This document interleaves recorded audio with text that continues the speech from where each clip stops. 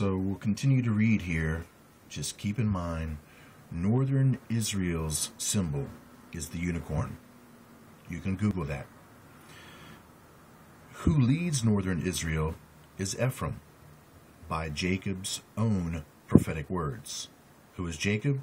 Jacob is the father of Israel itself. Jacob literally gives Ephraim the name Israel. And then you can find in biblical scripture within the book of Hosea, for an example, where Hosea is continually using the title designation Israel in reference to Ephraim. And if you look at what Hosea is trying to tell you, you will see what's going on in the world around you right now.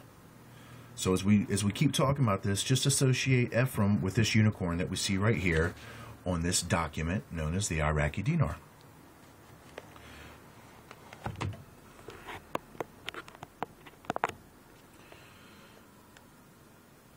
Okay, so now you know Ephraim and Manasseh are descended on their mother's side from Egyptian priestly royalty. Further describing Ephraim. He was the progenitor of the tribe of Ephraim, which occupied a region slightly to the northwest of the Dead Sea. Interesting. Connected to this body of water that's known as the Dead Sea. More fractal symbology. And was the leading tribe of the northern kingdom. Do you hear that? Ephraim is the leader of northern Israel, whose symbol is the unicorn.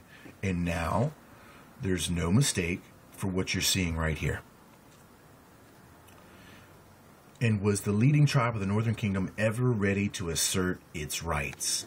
Ephraim played an important role in Israelite history. Joshua was an Ephraimite. Samuel was an Ephraimite. Jeroboam was an Ephraimite. Jeroboam 1. The important sanctuary at Shiloh. Shiloh is connected to Sheol.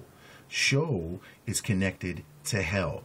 Was located in the territory of Ephraim. Very important with this connection of Shiloh, because we're going to see how it connects in Genesis with the proclamation for this Shiloh to come and usurp the crown or the throne of Judah. From the 8th century BC, Ephraim was often used as a designation for Israel itself. And then you can find out further by looking into Hosea how Ephraim is Israel. And given the name Israel by Jacob. There's no refuting this. The only question is why is Jacob giving the prophetic blessings of Israel to half descendants of Egyptian mystery religion?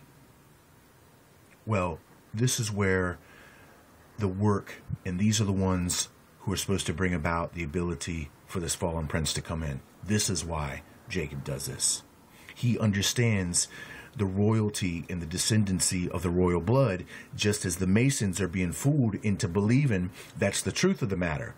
But the royal blood and the descendancy that they're really trying to reach is through the pharaohs that still bear genetic hereditary traits in their genes from their demigod forefathers.